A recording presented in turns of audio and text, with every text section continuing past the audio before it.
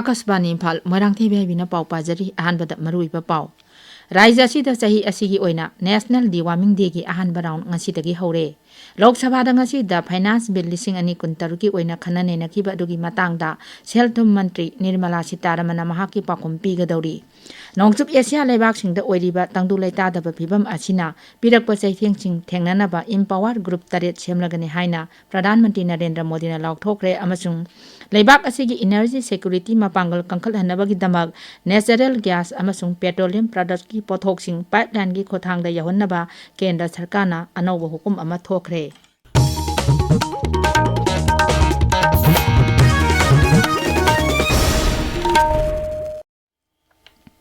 Raija sida sahi asigi oina National Dewarming Day gi ahanba round asidagi hore hawdokpagi thoram raija gi hakchel bibhag amasung State Health Society Manipur na sinduna Imphal West Jilla gi Lamphel Patta leiba Heritage Ima Hall da pangthokli.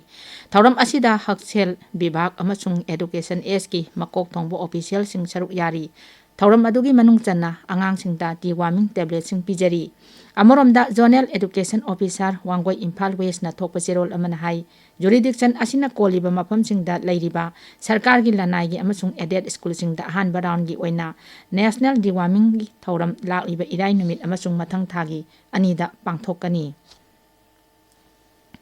Security Force na ngarang Kangpopi Jilla gi New Kethel Manbi Police Station na konba tingkhai khulen amasung Nepali kuthigi mafam singda thibumbagi thabak chathabada khusu khalai kya phagat pangamle.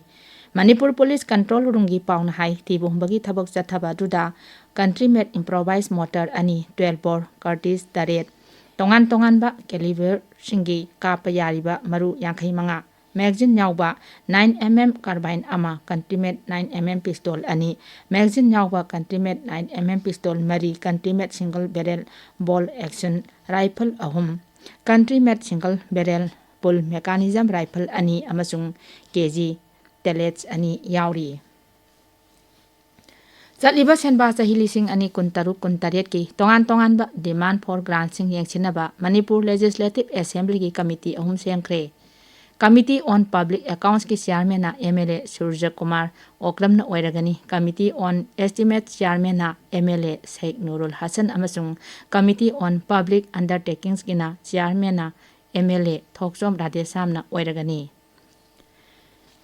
India Meteorological Department na hairi lebak asigi awang nokpok raija sing Andhra Pradesh, Marathwada amasung Telangana da ngasi akhak araw amasung akanba nungsit kaloina na nong churaba yai. Phibam asi Madhya Maharashtra da Karnataka amasung Sub Himalayan West Bengal da chu hayang phawwa mayok naraba yai hairi. Lok Sabha da ngasi da Finance Bill 2026 ki oina khanane nakiba dugi matangda Sel-thum Mantri Nirmala Sitaramana mahaki pakom pigadauri. Bill asina senba chahi 2026 ki oina Kendra Sarkar gi Sel-thum gi oiba wafam singi matang yauri. Makhatana Lok Sabha da Insolvency amasung Bankruptcy Code Amendment Bill 2025 pukatuna khanagani. Raja Sabha dana Gृह मंत्री अमित शाह ना central arm police forces general administration bill 2026 हौदोकनी. Bill असिना group A general duty officer सिंह central arm police forces के officer सिंह लौबगी नीति नियम सिंह अमसुंग मखोई की थौदांग सिंह की मतंग दा वाफम कया यावरी. मसीगी मथकता transgender persons protection of rights act 2018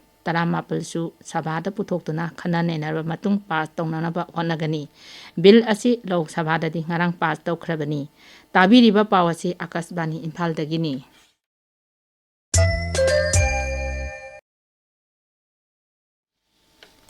नोंगचुप Asia लेबाक सिंगदा ओइरिबा तंगदु लेतादबा फिबम असिना पिरकपा चैतेंगसिंग थेंगननबा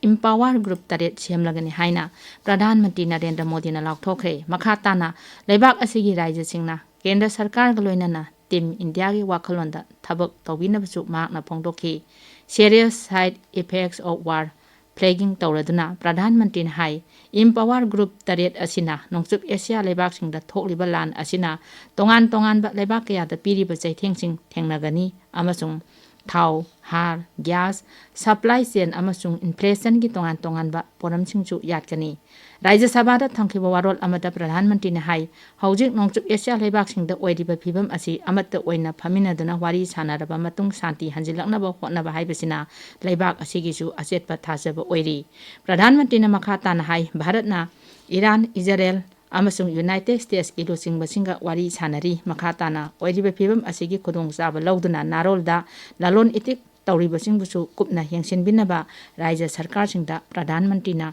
khangankhi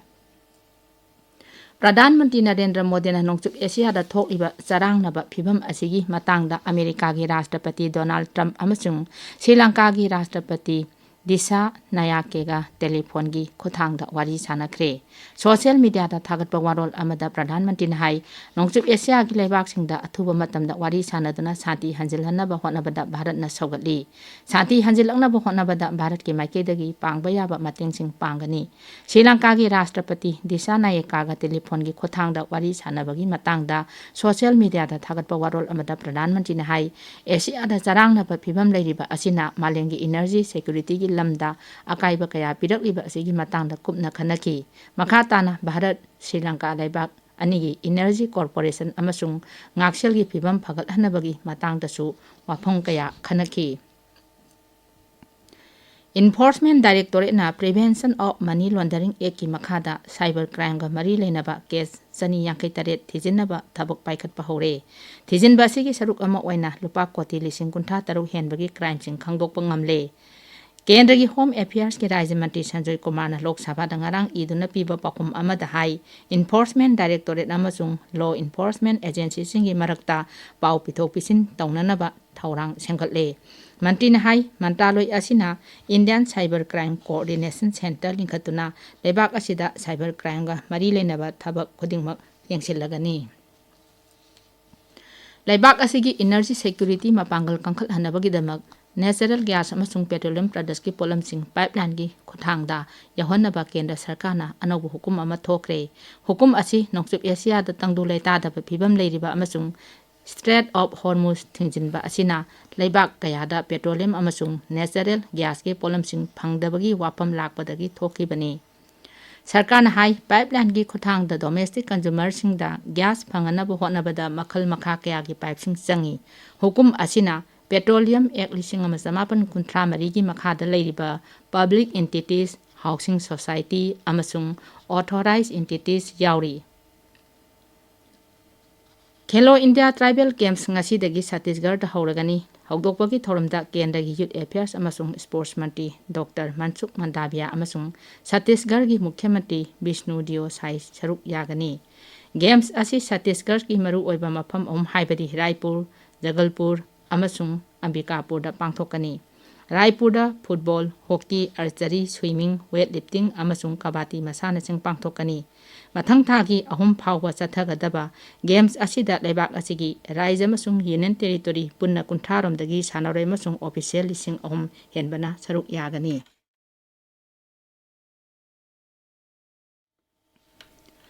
Indian Football League tu lakliba irai nimitagi hauragani League asida punna tim tarana saruk yagani haina panaramba adu Kerala gi tim ama withdraw tokibadagi tim mapan gi league round asi tha asigi kuntaretagi hauduna pangthokani Masida Manipur gi Neroka Football Club su saruk yari League asida Neroka home match mari phangli Neroka gi ahanba match lakliba thangju nimita Imphal gi Khoman Lampak Main Stadium da Delhi Football Club ka lamba thengnagani aroibata maruiba pau amo Rajya sida sahi asigi oina National Deworming Day gi ahanba round ngasidagi hore Lok Sabha da ngasida finance bill lising ani kuntaruki oina khanani nakibadugi matangda Health Mantri Nirmala Sitaraman mahaki pakum pigadori nongchup Asia leibak singda oiriba tangdu leita da babibam asina pirakpa seitheng sing thengnanaba Empower Group tare semlagani haina Pradhan Mantri Narendra Modi na laukthokre amasung Leibak asigi energy security mapangal kangkhal hanabagi damak natural gas amasung petroleum products ki pothok sing pipeline gi khothang da yahonnaba kendra sarkarna anobu hukum ama thokre pauloi jare